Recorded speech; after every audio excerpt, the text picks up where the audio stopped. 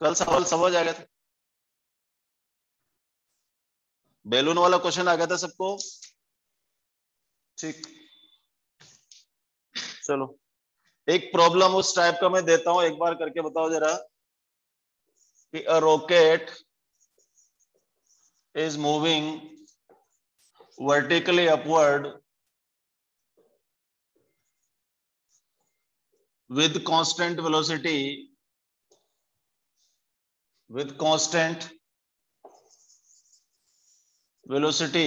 25 metre per second. मैंने अगर constant velocity बोल दिया, इसका मतलब यह है, कांस्टेंट वेलोसिटी बोला इसका मतलब यह हुआ कि उसने अर्थ के जो एक्सेलरेशन ड्यू टू ग्रेविटी है उसको ओवरकम कर लिया है। ठीक है, तो वहां पर आप अर्थ के उसको कंसिडर नहीं करेंगे बिल्कुल भी। कांस्टेंट वेलोसिटी से दे दिया, इसका मतलब कि उसको कोई भी फैक्टर अफेक्टिंग नहीं है, वो इसी वेलोसिटी से ऊपर की तरफ बढ़ रहा है। ठीक है, when it is at certain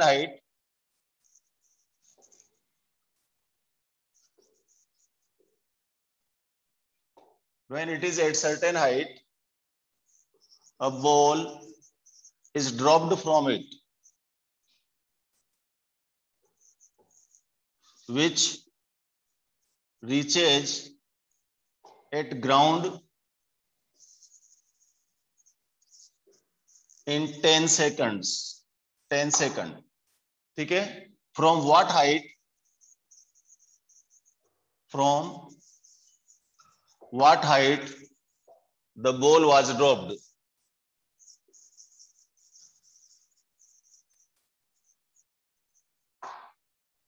moving frame of reference है, ध्यान से करेंगे आप।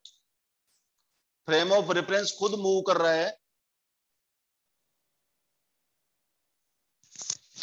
और उसके अंदर से मूविंग फ्रेम में से आपने किसी चीज को नीचे ड्रॉप किया है, तो चेंजिंग ऑफ एक्सिस लगेगा।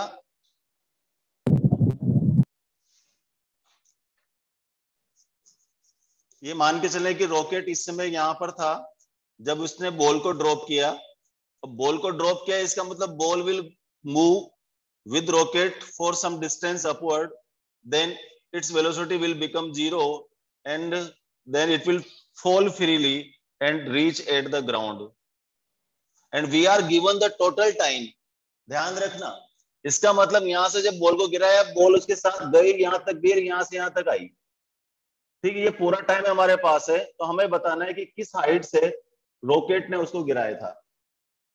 कल मैंने आपको समझाया था कि जहां से इवेंट शुरू होता है वहां पर आप एक्सिस को मान लीजिए, तो यहां पर हमारा एक्सिस है। अब इसमें ऊपर वाली सारी जो पैरामीटर्स है वो पॉजिटिव लेंगे, नीचे वाले सारा पैरामीटर्स को नेगेटिव लेंगे और इसके अकॉर्डिंग अपने फॉर्मूले को मोल्ड करेंगे। Formula S is equal to U T plus half of A T square, क्योंकि ए सब डाउनवर्ड है, डाउनवर्ड एच है तो इसको बोल दूंगा मैं माइनस एच। यू क्योंकि ऊपर है तो इसका मतलब यू हो जाएगा पॉजिटिव, टी टी रहेगा। और एसेलरेशन ड्यू टू ग्रेविटी अब यहां से नीचे, जबकि एसेलरेशन ड्यू टू ग्रेविटी अपन क्या लेते हैं, नीचे आता है तो पॉजिटिव लेते हैं, लेकिन हमने अब फ्रेम ऑफ रेफरेंस का मान रखा है, यहां पर मान रखा है, तो अब ये क्या आएगा पॉजिटिव, तो अब नीचे की तरफ आ रहा है तो क्या हो जाएगा negative, half of G T square. ठीक है, आपके पास टाइम दे रखा है, आपको एच निकालना है, you can find it. H find कर लीजिए यहां से, तो एच इज इक्वल टू हो जाएगा minus UT minus minus plus half of G T square. तो माइनस यूटी, यू का मतलब कितना हो गया, कितना दे रखा है 25, टी हमारे पास 10 सेकेंड है, plus half of g, g is what 10, t square 10 square, तो this is minus 250 plus this is 5, 10 10 जा 100, 105 जा 500, तो एच आ गया हमारे पास 250 मीटर। This is the answer. Yes, बिल्कुल सही है, बिल्कुल सही जवाब दिया है।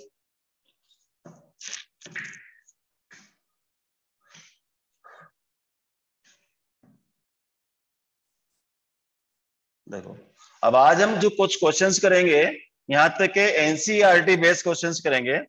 जनरली लोगों को लगता है कि यार एनसीईआरटी तो होने ही चाहिए, तो ऐसा करते हैं, पर कुछ एनसीईआरटी के क्वेश्चंस करके देखते हैं, देखें आप लोगों को आते कि नहीं आते हैं। Let's check.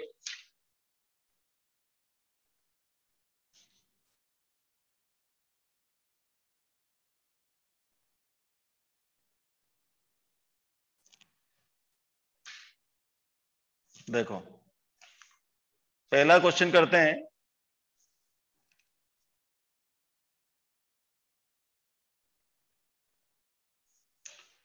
A car moving along a straight road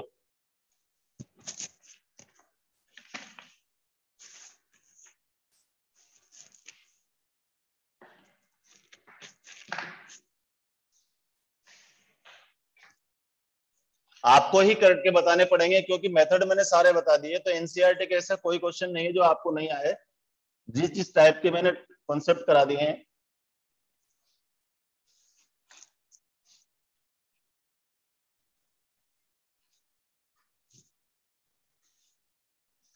A car moving along a straight road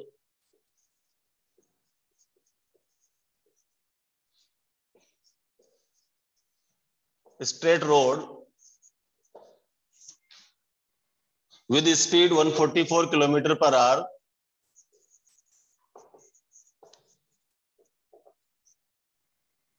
is brought to stop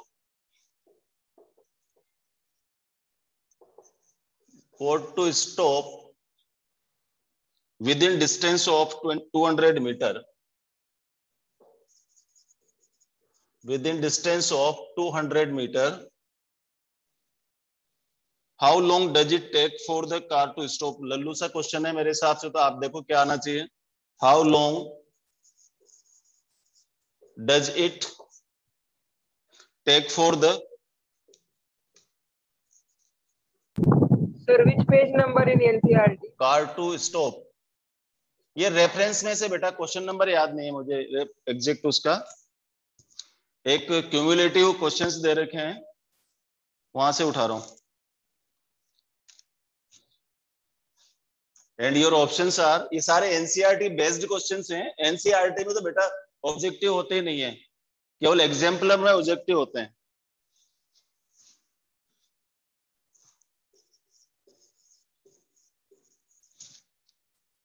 your answers are 5 second, 10 second, 15 second and 20 second.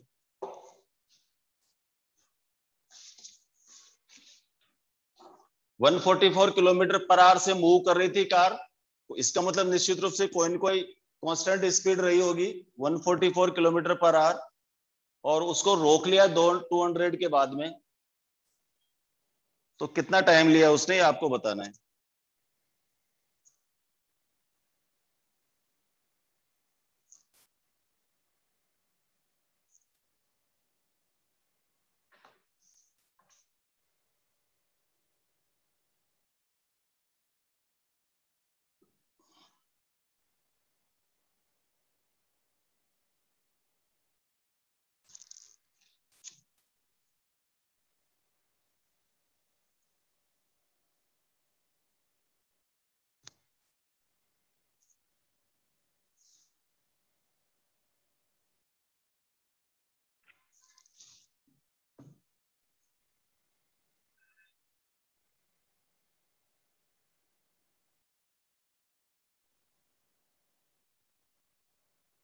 Ten second answer आया है परमेश का, और 10 second है कृष्णा का।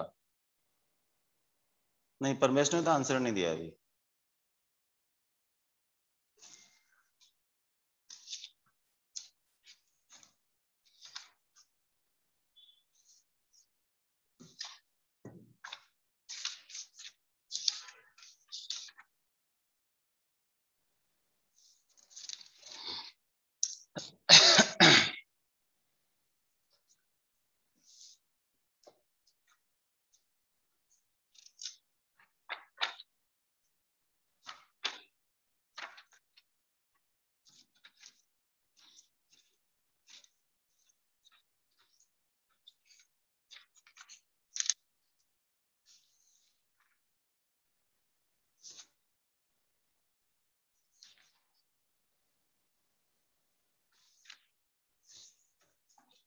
Yes, answer is 10 second, बिल्कुल सही है।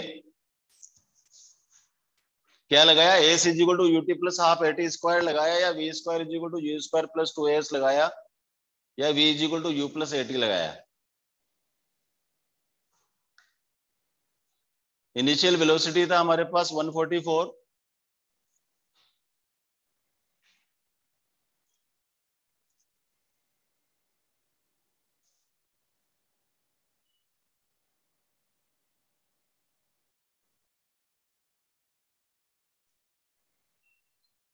सबको आ गया है, बताना है।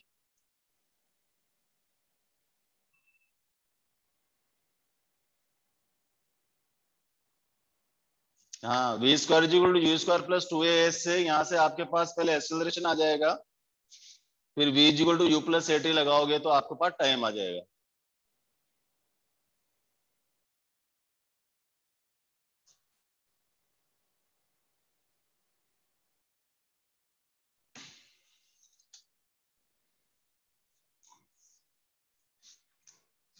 One 144 kilometre per hour to be converted into metre per second first. 144 5 by 18, 18 8 जा 8 5 जा 40 metre per second is initial velocity. v square is equal to u square, that is 40 square minus 2 a, s is 200, therefore a is equal to 40 into 40 divided by 2 2 जा 4, 400, it gives me a is equal to 4 meter per second square, v is equal to u plus 80,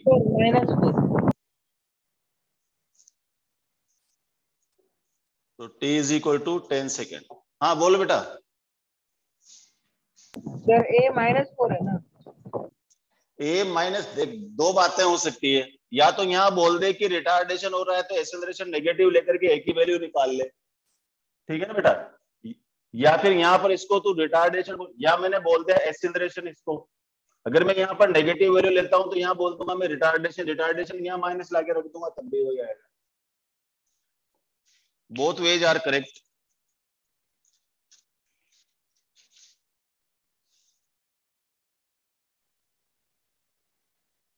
next, in auto travelling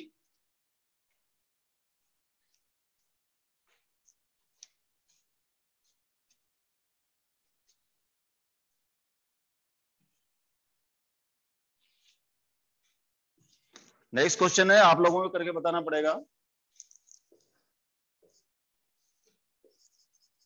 N auto travelling along straight road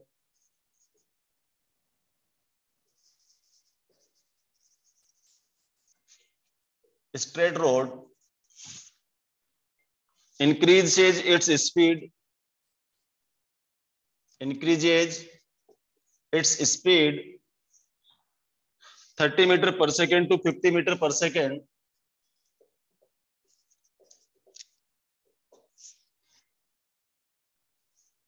in a distance of 180 meter, in a distance of 180 meter, if the acceleration is constant, if acceleration is constant, how much time elapsed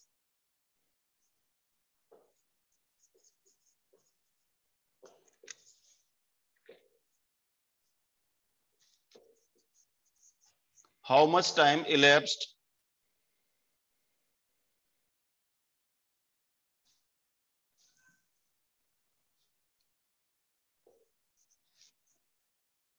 while the auto moves this distance?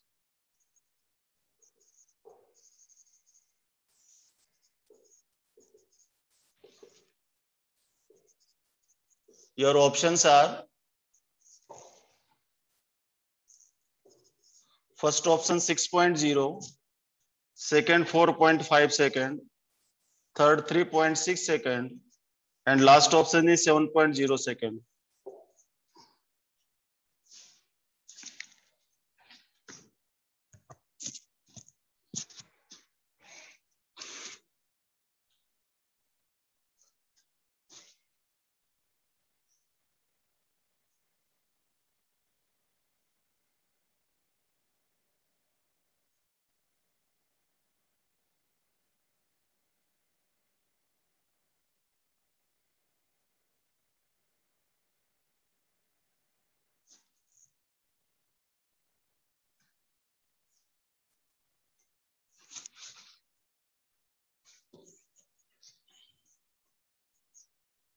This is your problem.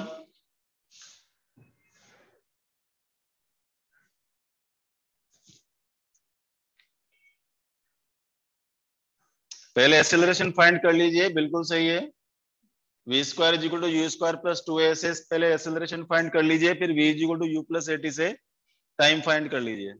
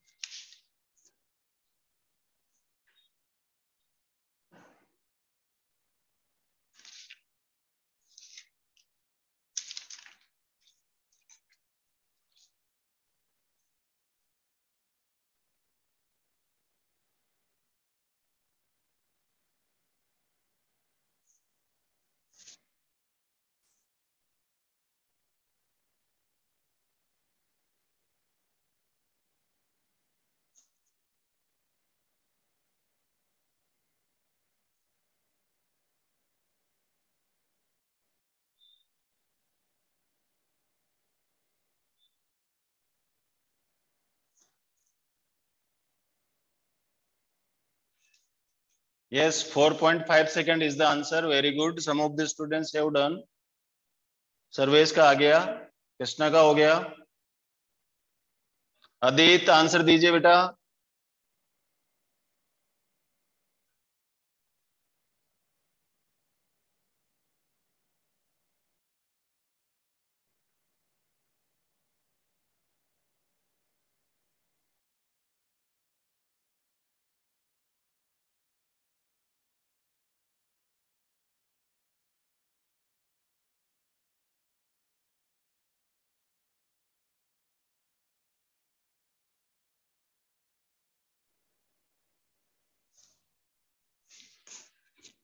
Check करिए जिसको नहीं आया।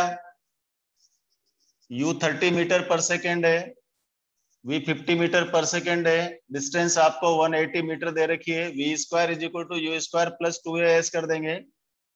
So this is 50 square minus 30 square divided by 2 times of 180, that is equal to a 2500 minus 900 2 into 180 a, मेरे ख्याल से 1600 divided by 2 into 180, सही कर रहा हूं ना?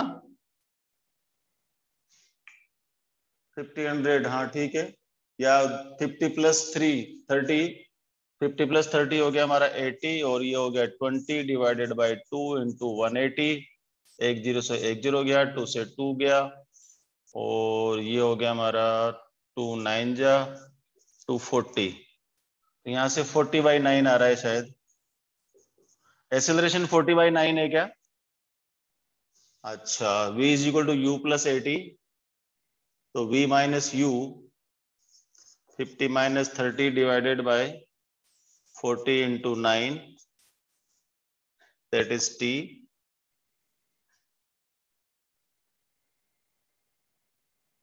to 20 into 9 by 40 is equal to t. हाँ, yes, t is equal to 4.5 second is the answer. Correct. Next question जो दे रहा हूं उसमें थोड़ा सा आपको दिमाग लगाना पड़ेगा। Good good Aditya. Next question है, थोड़ा सा दिमाग लगाइए।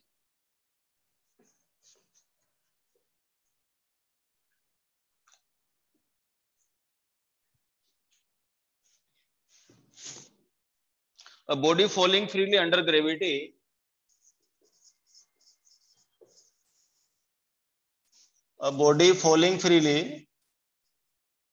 under gravity passes 2 points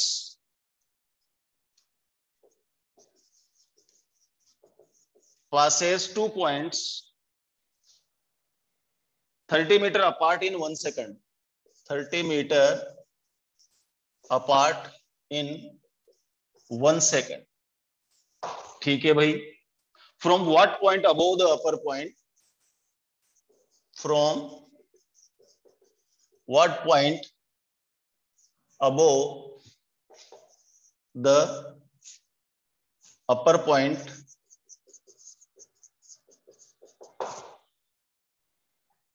it began to fall. Situation draw कीजिए, कॉपी में सिचुएशन ड्रॉ करके देखिए क्वेश्चन क्या बोल रहा है आपसे। मैं इसके ऑप्शंस लिखता हूं, इतने आपका क्वेश्चन हो जाना चाहिए।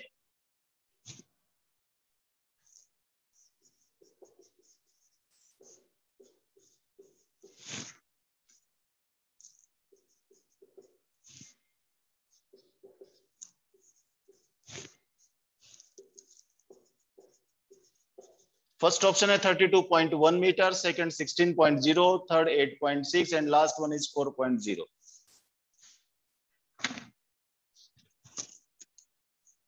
सिचुएशन ड्रॉ करके इमेजिन कीजिए कि किस तरह से पार्टिकल मूव कर रहा होगा, तो you will get the answer.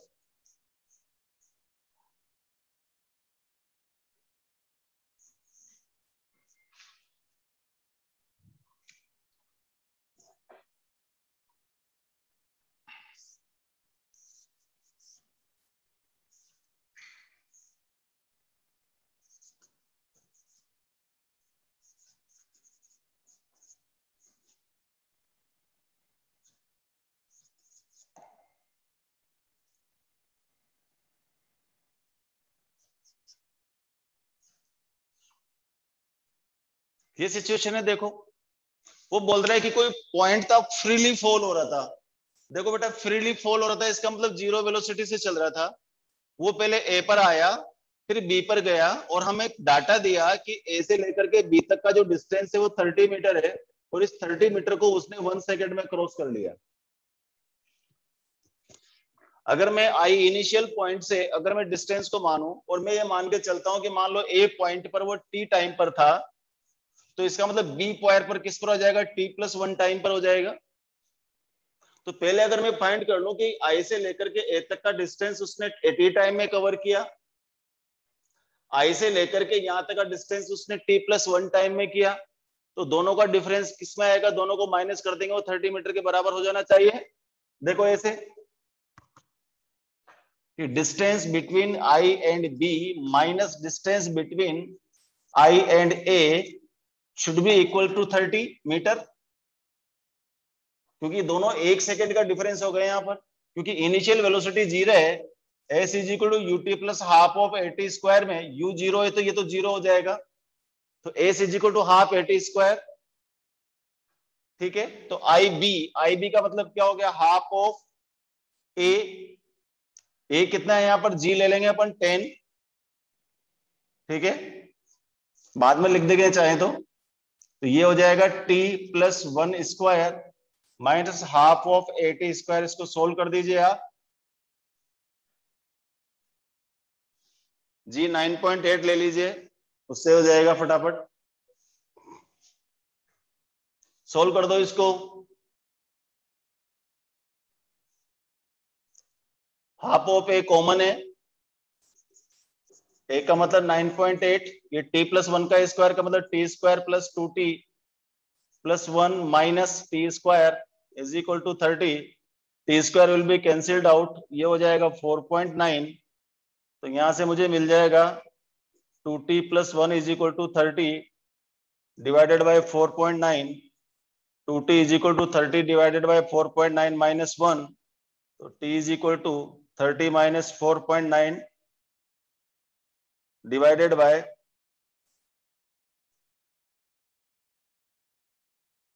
अच्छा 2। ठीक है,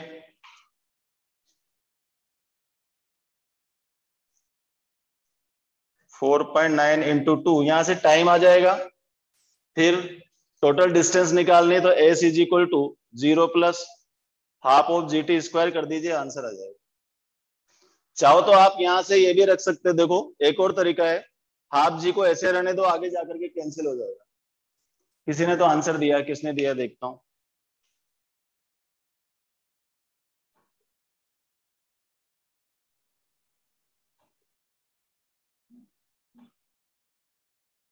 हाँ, कृष्णा का आंसर है करेक्ट है।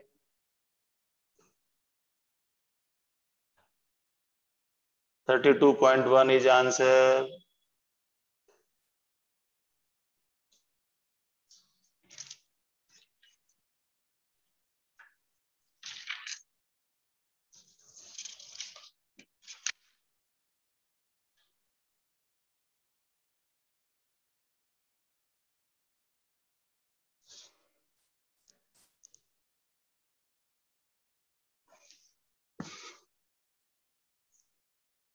Okay, good, very good.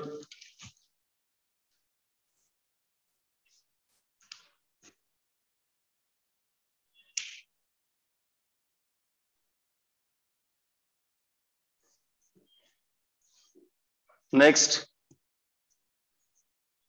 A player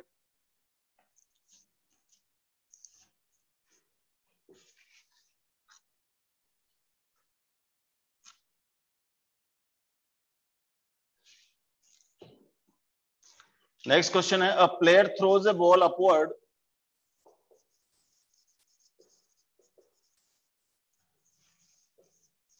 throws a ball upward with an initial speed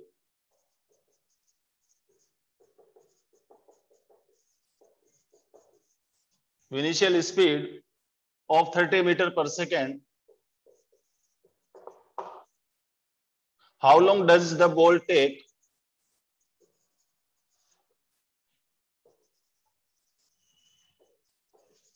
how does how long does the ball take to return to player's hand?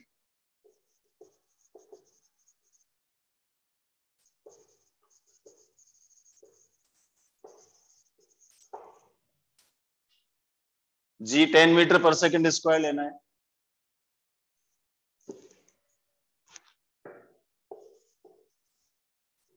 G 10 metre per second square लेना है and options are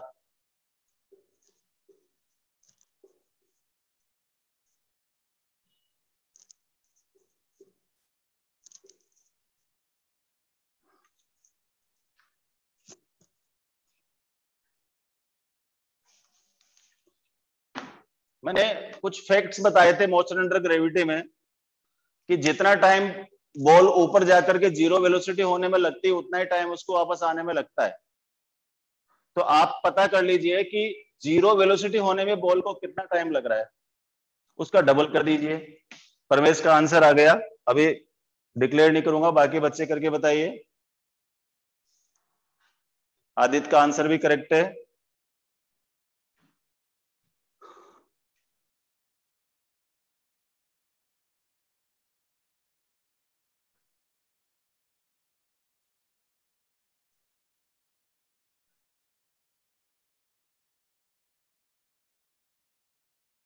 Krishna का सही है।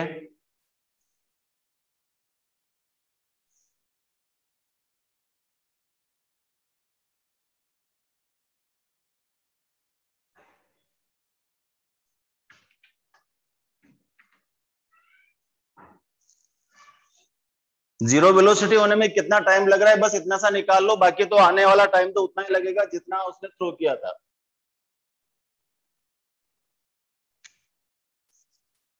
यहां से throw कर रहा है बॉल को, ऊपर जा रही है बॉल, कहीं कहीं जाकर इसकी वेलोसिटी जीरो हो जाएगी और फिर वापस यहां से फ्रीली फॉल होगी।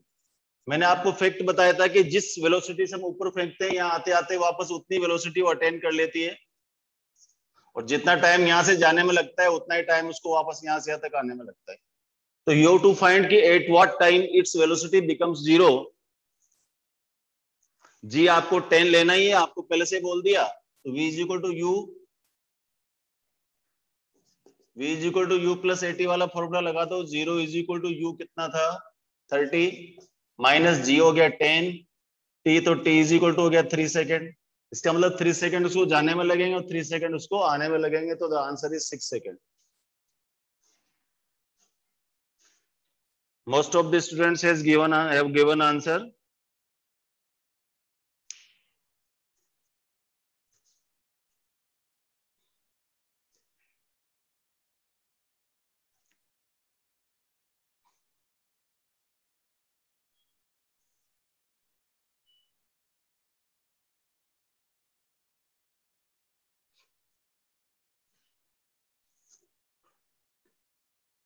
Good, very good. नेक्स्ट करते हैं बेटा।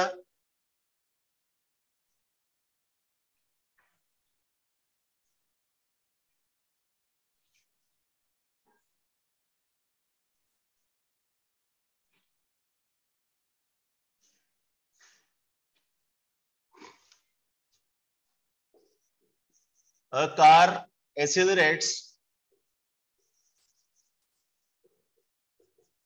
with alpha and attains a maximum velocity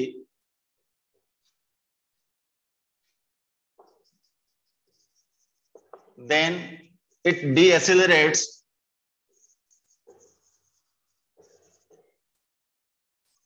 and with beta and come to rest. If total time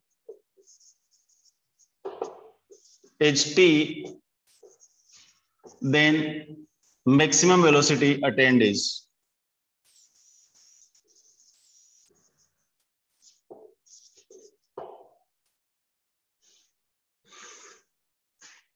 ऐसे क्वेश्चन अक्सर आते हैं। ये एक कॉन्सेप्ट टाइप क्वेश्चन है।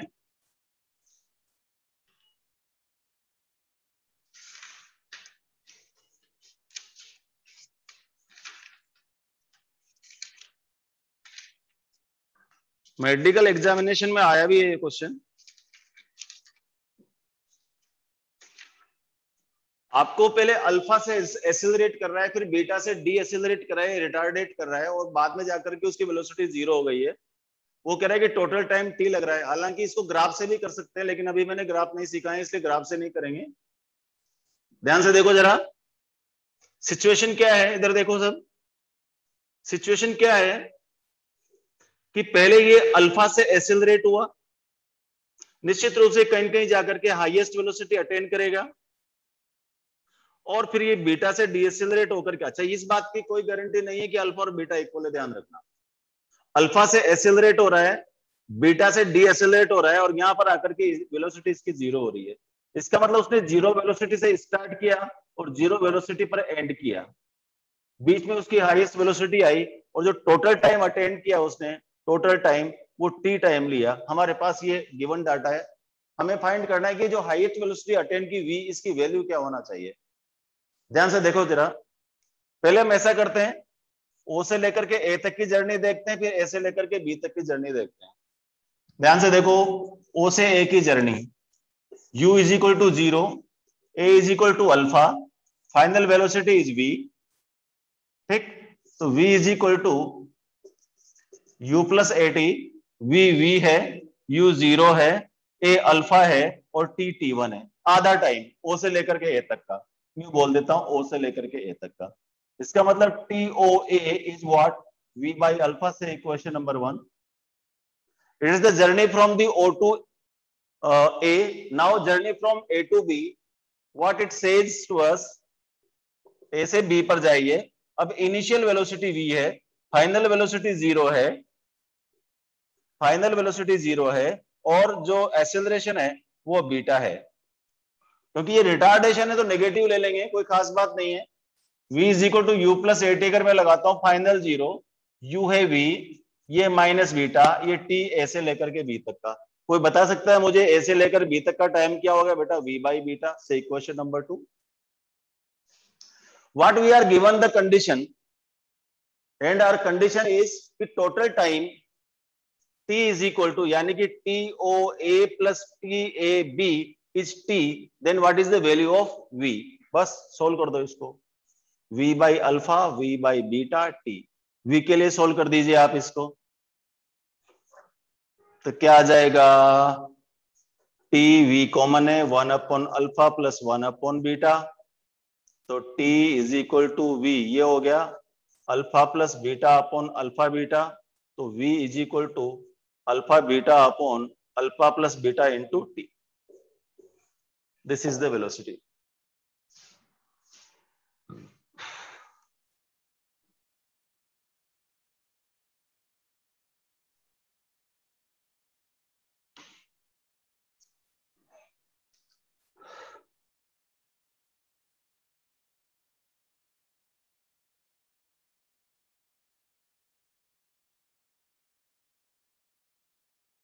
करेक्ट करेक्ट करेक्ट किया आपने, बिल्कुल सही है, बहुत बढ़िया, नाइस क्वेश्चन। चलो अच्छी बात है, ठीक है, इस क्वेश्चन को मैं एक्सटेंड करके देता हूं आपको कि during this time how much distance is covered by it. Question को एक्सटेंड कर दिया, इस टाइम टी में उसने कितना डिस्टेंस ट्रेवल किया। एक्सटेंड दिस क्वेश्चन, वेलोसिटी हमारे पास आ गई, during time t how much distance is traversed by the car. कितना डिस्टेंस ट्रेवल किया, अब आप निकालिए, दिमाग लगाइए कैसे निकालोगे। अब तो आपके पास मैक्सिमम वेलोसिटी भी है, कितना डिस्टेंस ट्रेवल किया बताइए।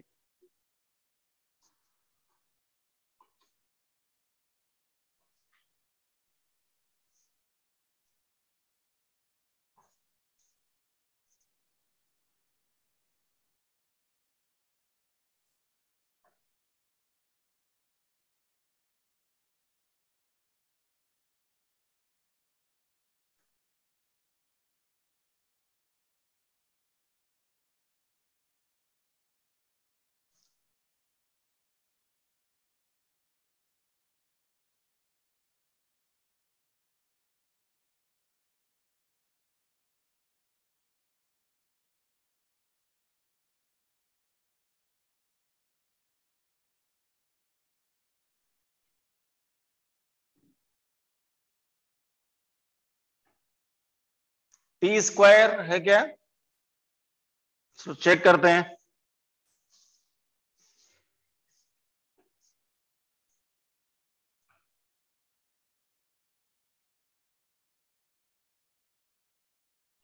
टोटल डिस्टेंस अब यहां तुम क्या है, दो तरीके से निकाल सकते हो बेटा।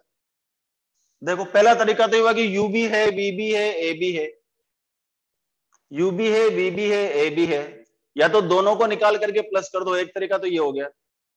दूसरा तरीका UT plus half A T square, उससे भी निकल जाएगा, आप जैसे चाहे निकाल सकते हैं इसको। पहला तरीका अगर देखें अपन, देखो ध्यान से कि ए से ओ तक क्या आ जाएगा, we square is equal to you square plus two S, यहां पर इनिशियल वेलोसिटी 0 है, तो S1 क्या आ जाएगा, we square by two alpha. S2 के केस में देखो, v square is equal to you square plus two s, final 0 है, यू वी है, माइनस टू बीटा S2, तो S2 is v square by two beta, तो total distance is what, v square by two, one upon alpha plus one upon beta, right. तो v square by two, this is alpha plus beta divided by alpha beta. If I place the value of v over here, what I get, 1 upon 2 alpha square beta square divided by alpha plus beta whole square into t square, into alpha plus beta divided by alpha beta। एक alpha beta से alpha beta cancel हो जाएगा, तो half of alpha beta alpha plus beta into T square. एक तो ये हो गया, और अगर तुम्हें सीधा S1 is equal to U T plus half A T square से निकालना है तब भी आप कर सकते हो उसको। So it was nice question.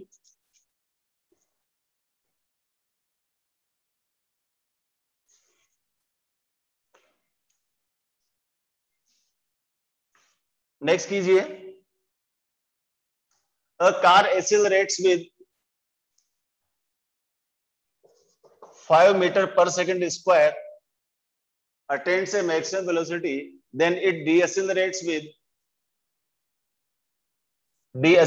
with 5 meter per second square, 4 meter per second square and come to rest. If total time is 10 second, then maximum velocity is, अब आप फॉर्मूला लगाओगे मुझे पता है। अच्छा, डिस्टेंस ट्रेवल एक और तरीका था, ये जो ग्राफ बनाया था मैंने, इसका एरिया निकाल देते तो भी डिस्टेंस ट्रेवल आ जाता।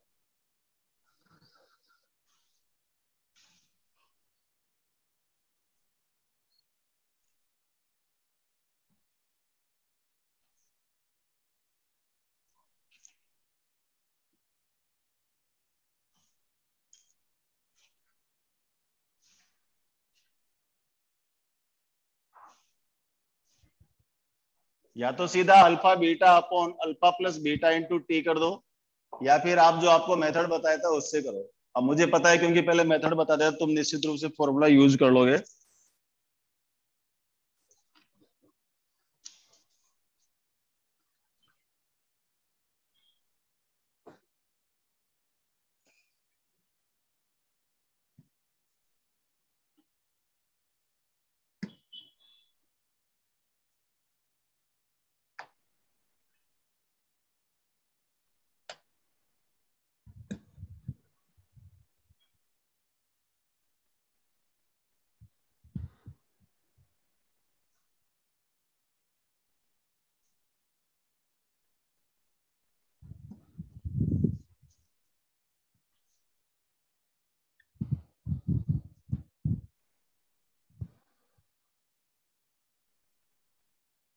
देखो नेक्स्ट क्वेश्चन है, थोड़ा दिमाग लगाना है, कुछ भी नहीं, इजी सा क्वेश्चन है। A ball is thrown vertically upward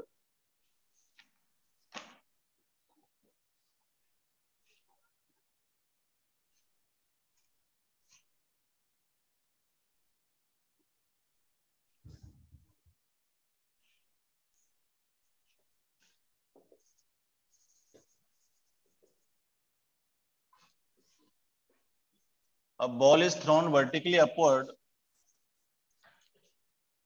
with 20 meter per second from the top of a multi-story building. From top of a multi-story building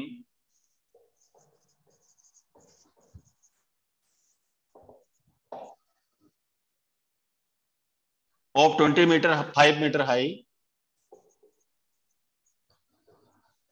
of 25 meter high. How high will the ball rise?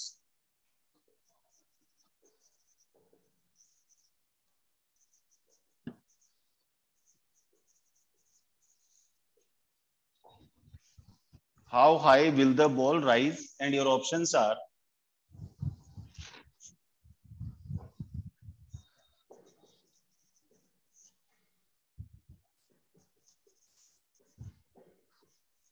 10 meter, 15 meter, 20 meter और 25 meter.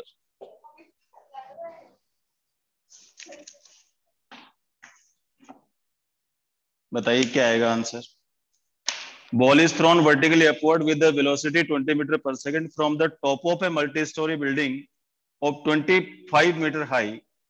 How high will the ball rise? G 10 metre per second square ले सकते हैं आप।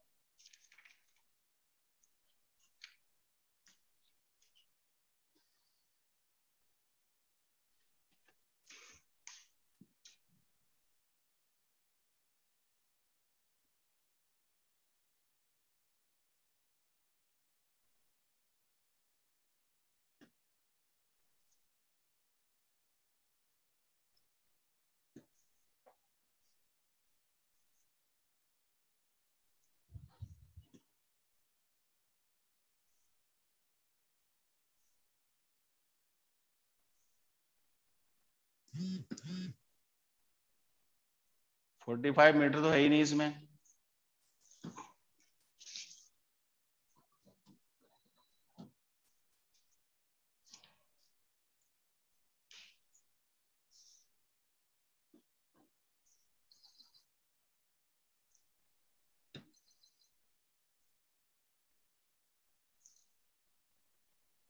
Twenty metre is the answer.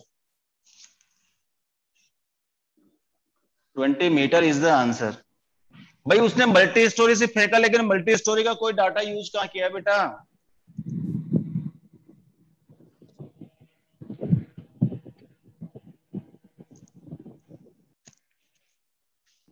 ये Sir, हमारा I added both. That's why it came first. वो तो पागल बना रहा है। देखो ये 25 मीटर का अगर कोई बिल्डिंग है, हमें क्या मतलब, उसने यहां से बॉय ने ऊपर फेंकी बॉल को और कहीं जाकर इसकी वेलोसिटी जीरो हो गई। कितना 20 कितने से जा रहा था, कहाँ गए, 25 मीटर पर सेकंड से जा रहा है, यहाँ जाकर के वेलोसिटी जीरो हो गई। जी हमें पता ही है 10 मीटर पर सेकंड स्क्वायर, तो हमें क्या निकालना है, कितना ऊंचा जाएगा वो निकालना है। हमसे ये थोड़ी पूछा कि बिल्डिंग के फुट से कितना ऊपर जाएगा। अगर वो पूछता है कि बिल्डिंग के फुट से कितना ऊपर जाता है, फिर हम क्या करते हैं, इसकी बिल्डिंग के हाइट को इंक्लूड करते हैं, अदरवाइज क्यों करेंगे। तो सीधा बस v square is equal to u square plus 2as final 0 u25 square minus 2 times of a is g 10 कितना हो गया s 25 मीटर था या 20 मीटर था, अच्छा 20 मीटर था ना वही तो ये कितना हो गया देखो, s is equal to 400 divided by 20 that is 20 metre is the correct answer. ये कंफ्यूज करने के लिए था केवल क्वेश्चन। जनरली बच्चे क्या करते हैं, उसका बिल्डिंग का जो फुट है वहां से उसकी हाइट ले लेते हैं, तो क्यों लेंगे, हमें दिया ही नहीं ना। इसी में एक क्वेश्चन ऐड किया है, in above question the time taken by the ball to reach the ground. चलो आगे करो इसको। Question is extended the time taken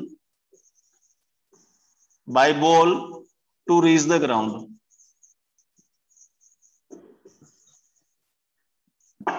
ground तक, अब देखो ध्यान से, अब ग्राउंड तक आने की बात कर रहा है कि ग्राउंड तक आने में कितना टाइम लगा। अब सोचिए कौन सा टाइम लेंगे आप, मैं ऑप्शन लिख के देता हूं आपको, 2 3 5 7।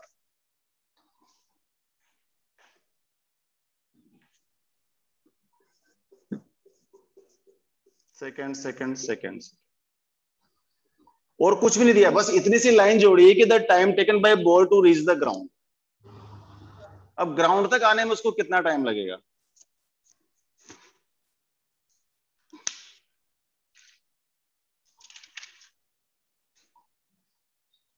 सर्वेश का आंसर है 5 सेकेंड। और कोई बताएगा क्या आंसर आएगा।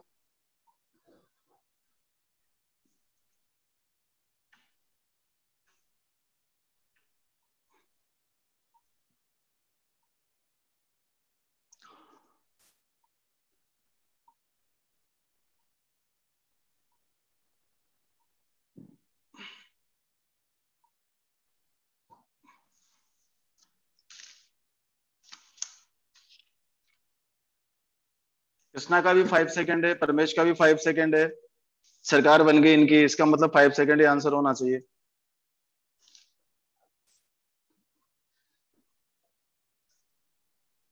करेक्ट है, 5 सेकेंड ही है।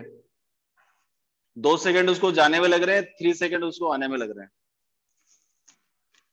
ठीक है, जाने का टाइम निकाल लो पहले तो, कि कितना टाइम लगा उसको यहां से तक जाने में, और फिर यहां से लेकर के यहां तक आने में टोटल कितना टाइम लगा। तो ये 20 मीटर हमने निकाला है, 25 मीटर बिल्डिंग की हाइट है, तो टोटल हाइट हमारे पास 45 मीटर हो गई। 0 इनिशियल स्पीड है, 0 इनिशियल स्पीड से यहां से लेकर यहां तक ग्राउंड तक टकराने में उसको कितना टाइम लगेगा, ये टाइम आप निकाल लीजिए।